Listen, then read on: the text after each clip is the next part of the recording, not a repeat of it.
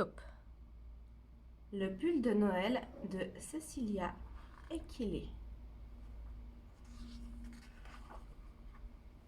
La maison du chat Franson se trouvait en plein cœur de la ville. À cette période de l'année, il n'y faisait pas très chaud.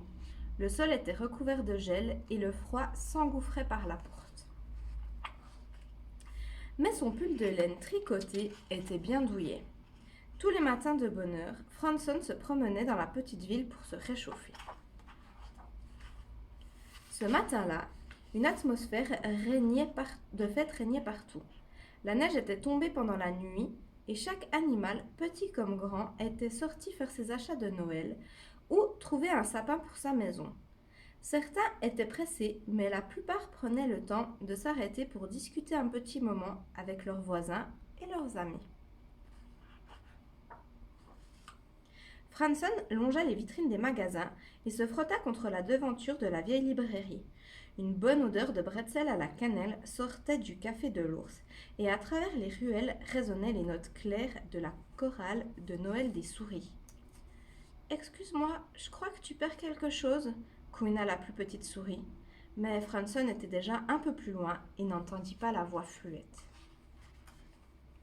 Franson marcha encore et encore, mais au bout d'un moment, il eut une étrange sensation de froid au niveau du ventre. Quelle horreur! Son pull s'était détricoté en un long fil de laine. Voilà que Noël s'annonçait bien difficile pour un chat habitant une maison de carton. À cet instant, le fil se mit à frétiller et s'échappa en serpentant. Vite, Franson attrapa son extrémité. Où allait-il? Le mieux était de le suivre.